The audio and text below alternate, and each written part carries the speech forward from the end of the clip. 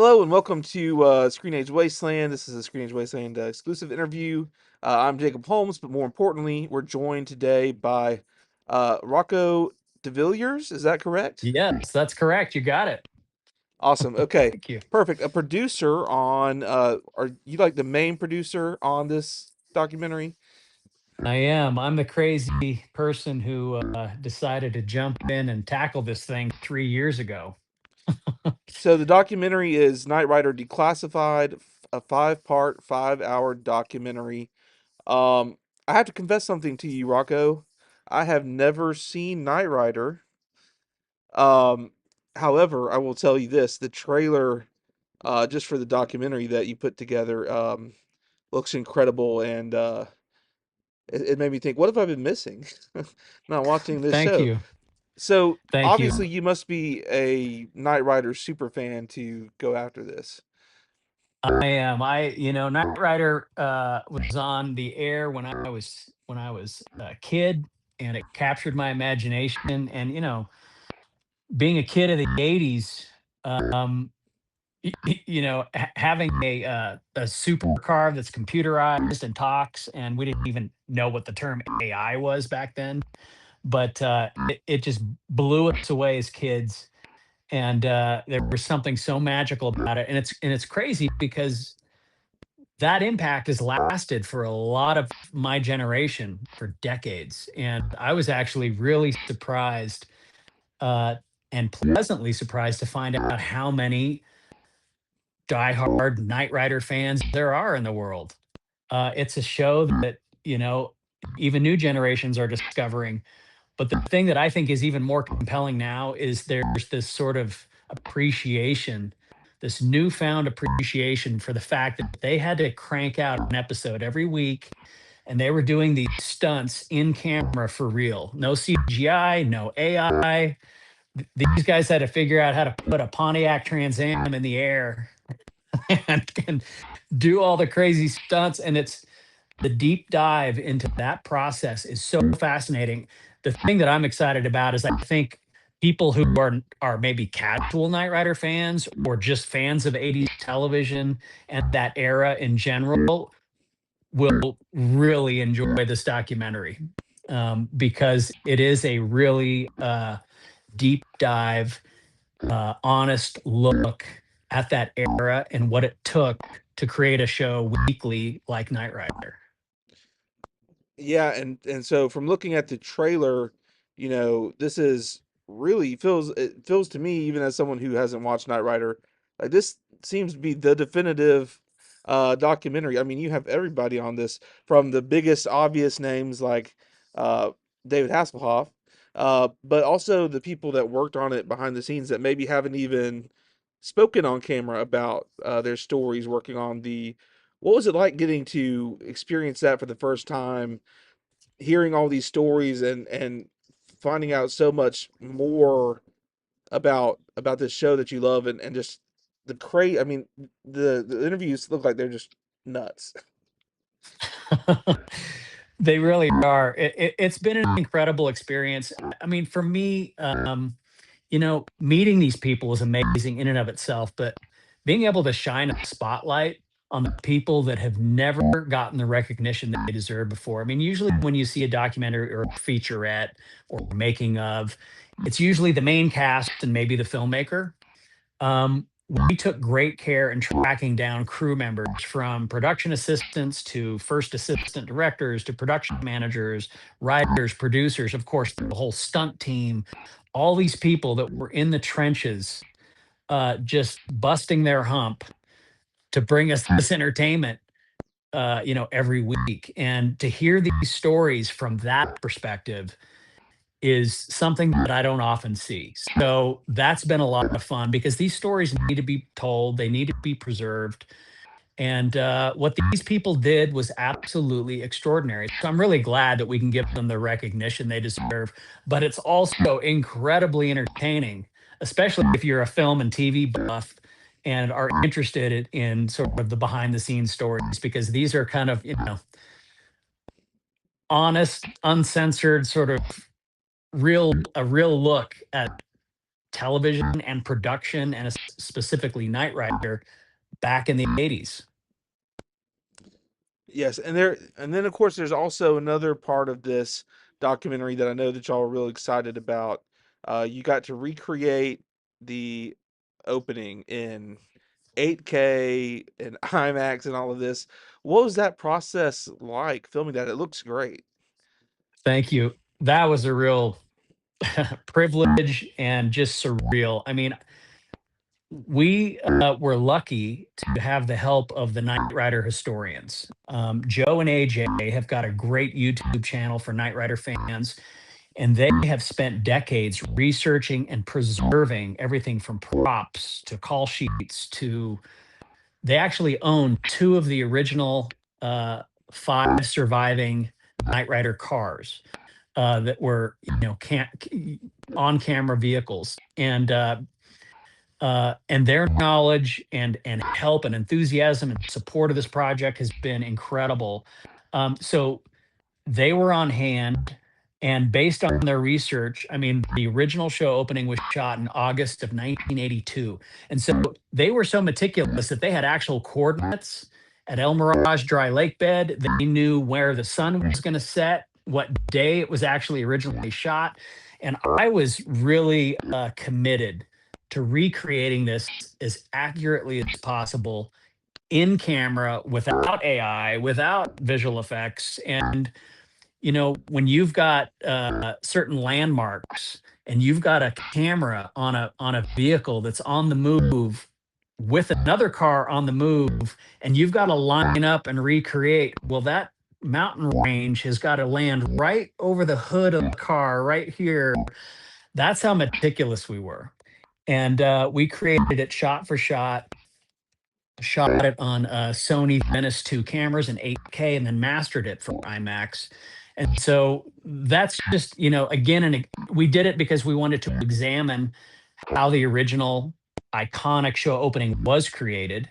Interviewing people like stunt coordinator and second unit director Jack Gill, who was driving the car in that opening, that iconic opening, and hear him talk about, well, the wig, we had to kind of throw it together, and I wasn't real happy with the wig I was wearing, and so we were able to sort of, you know, correct that stuff for the show opening. But we wanted to, do it like they did it in camera. Now, granted, we've got some tools they didn't have back then, like drones, and so we did get some drone footage. But really, it's shot in camera. And again, I just, as a fan myself, that's something that I wanted to see, that iconic show opening with that incredible music, at that resolution. So it's just kind of a fun addition to the documentary and a gift to the fans. So, and then we recreated the season one epilogue that they showed at the end of each episode during season one out at Bob's Gap. And that was extraordinary because that geography had not changed a bit in over 40 years. There were literally the same Joshua trees, the same fence post, the same little side roads and washes for the aerial shot. And so that was fun, and we meticulously recreated that as well. That's really cool. Yeah, that looks awesome already in the trailer. Um, was there a favorite story or a favorite interview that you conducted? Or I know, so I'm a journalist by in my day job, so I know sometimes you go out to interview someone and you're like, this will probably be some extra, but just a little extra filler, and then they have the best story. Was there anything like that happened? Oh, all the time. And you know how it is when you're interviewing somebody and you just, give them the freedom to sort of share. You never know where it's going to go. And in a way, doing a documentary is like investigative reporting. And some of the stories are just absolutely incredible. They've never been told before on camera. They've never been heard. And some of them, I mean, there were literally some stories from Jack Gill and the stunt team where I was actually sitting on the edge of my seat. I, I to hear how perilous some of this stuff was. You know, I'm sitting there, for example, talking to Jack Hill. I know he's alive. I know he survived it, but the way the story unfolds, I'm literally like, oh, I'm just on the edge of my seat. And some of the stuff is so unbelievable. That's stuff you just can't write. So that part of it was incredibly interesting and fun and gratifying. And I'm so excited for fans to be able to experience this because all the way through it's so entertaining, even just from a pure filmmaking standpoint, just as a just as a documentary about the making of any film. um the process and the stories are so unbelievable and fascinating. I think it will cross over to a lot more than just Knight Rider fans, but obviously the full limited edition 5-hour version, which we are making available for pre-orders, and it's only a limited time and it's only a limited edition where you get the complete 5-hour content with the bonus features. um, there will be a streamable version released later, but it won't have all the material because really, when you present something that's that comprehensive, we decided we would make it sort of a special package for the super fans. But there's something in it for everybody, for sure. Yeah, that makes a lot of sense, and we'll have the link to the pre-order site in the description when we put this online. So if you were looking for that, there's a lot of options. I looked at the website a little bit earlier. There's a lot of different package options that you can get. Of course, if you want just the Blu-ray documentary, I think that's an option, and then there's lots of cool collectible things also, and even what producer credits on the documentary, right? So Yeah. so there's a lot of different options to help with this, and and as you were saying, going beyond just the super fans, uh from the trailer, obviously you went outside of Knight Rider. You talked to some folks from Dukes of Hazard. Was that just based on the lifeblood of the stunt car action 80s shows? Yeah, I mean, there was an interesting backdrop because Jack Gill, did stunt work on the Dukes of Hazzard, and the Dukes of Hazzard, when it first aired in 1979, nothing on TV had ever done the kind of stunt work that Dukes of Hazzard did. It was unprecedented at the time, so it really did set the bar right off the bat, and it set it high for what would become a trend, which was action TV in the 80s. And so I felt it was important to kind of establish the era and the backdrop because Knight Rider, some would say it was actually created to compete with Dukes of Hazzard on Friday nights. And there's an ad that ran for about 2 weeks before the show aired, and I remember seeing it on TV where basically it shot out at El Mirage, and you've got a Dukes of Hazzard car sitting out there, the Charger, and there's a race car driver personality saying, "This used to be the fastest car on TV," and then the camera moves over, but now there's Knight Rider, and it shows KITT. And I remember seeing that commercial as a kid, being like, "Whoa, what is this?" So it was important to acknowledge the Dukes of Hazzard, and then also we are in production on a 5-part, 5-hour Dukes of Hazzard deep dive documentary as well. And that one is incredible. We interviewed the whole cast. The creator of the show, Guy Waldron, is in his 90s. His interview is incredible, and the stories from the stunt team, because they were kind of left alone by the studio. They were out on a ranch and they just kind of did their own thing, and it was crazy what they did to get those stunts. But that's another one that's going to be coming out. But we really focused our attention on Knight Rider because Knight Rider is a show that's near and dear to my heart, and we felt like we wanted to get that one out of the gate first. And so yeah, there is some context. We're about 70% done with the production, and we're just trying to fit in the last few interviews before we finalize it. So the interviews we've got lined up, there's going to be some fun surprises there. And on some of those pre-order tiers, there is an opportunity for the true super fan to participate in the documentary, to have a set visit and also be featured in the documentary, because we would then interview them. It's fun because a lot of these replica builders are very proud of their car. It's so cool to see this fan community and how they celebrate the show and keep the show alive. And I know when I was a kid, my dream was to have a kit, you know, have that car. And it's so cool to see some of these people, sort of create their dream of actually having a screen accurate kit. And the technology now, I mean, they've got voice activated, interactive, kit voice, and I mean the electronics and the attention to detail. It's absolutely amazing. Yeah, there's a lot of interesting facets from the making of the show to the legacy of the show. It's really cool to see that's included in there. How people have attached on to KITT. I got a little taste of that growing up. I had, my stepfather was a little bit. He'd watched Knight Rider. He didn't talk about it a whole lot, but he was like, "Oh yeah, KITT, it's cool." And I knew it was William Daniels. I knew it was George Feeney. I watched Boy Meets World. So I was like, okay, I know that a little bit about it, but I didn't know.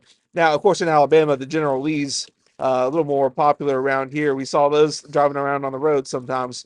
Um, but yeah, I imagine too, talking to William Daniels, the opportunity with to speak with him was probably another highlight of the interviews with him being, with such a wealth of fun and providing the iconic KITT voice. Was there anything that stood out from talking to William Daniels? Yeah, William Daniels was incredible, and I'm lucky that I was able to hear the term "call me Bill" because he goes by Bill Daniels, and very sweet guy, and his wife Bonnie, wonderful people. Bill Daniels is 99 years old, and he's still going strong. I mean, we interviewed him last year, and his interview is incredible. And I had no idea that he had such a interesting history in the film industry. He was actually a child actor, and he was, on NBC shows, and so he grew up in the business. But he won a couple of Emmys for Saint Elsewhere, and his wife Bonnie won an Emmy. There was actually one year where they each won an Emmy the same night. And they're both incredible actors and great people. And yeah, Bill had some amazing stories, and it was just so fun to hear him talk about the process because he was shooting Saint Elsewhere full time. He was playing Dr. Craig on Saint Elsewhere, which was a big show at the time. And he would, kind of have to leave set to go record the voice of KITT. And just to hear about that process is really interesting, and to hear from some of the directors who worked with him also talking about the process and how it all worked. Just the day to day of production in the '80s is fascinating. So that was a real gift to be able to sit down with Bill Daniels for sure. Awesome. Well, thank you so much, Rocco, for speaking with me. We're excited to get this out here to both the super fans of Knight Rider and casual fans, or people like me who haven't had the joy of watching Knight Rider. And I mean, really, after the trailer, I'm like, I really should. I need to dive in and see what I've been missing out on. Let us know too when you get done with the Dukes of Hazzard, and we can have another conversation like this one. But it's been a great time. Thank you so much, and look forward to watching the documentary. Hey, thank you. I really appreciate your time, and it's been a lot of fun chatting. And anytime, I'm up for it. One quick recommendation: if you want to watch Knight Rider, start with the pilot, and then I would Google, like, what are the top 10 best episodes, and just kind of hit those and see what you think. It's a lot of fun. I was just watching the top 40 moments from the Knight Rider official YouTube before we got on, just to kind of Oh, nice. familiarize myself. And honestly, though, a lot of the clips you had in the trailer of KITT jumping were cooler than the moments out of context that I didn't know from the show. So I'm like, the trailer had so many of the cool jumps. I'm like, I'm sold. The stunts, the Cool. explosions, the practical effects. I mean, it seems like a breeze to get into. So thank you It's a for lot of bringing me fun. into the fold. So I appreciate it, Thank and you. you have a great week. Hey, thank you very much. Appreciate it. It's been fun.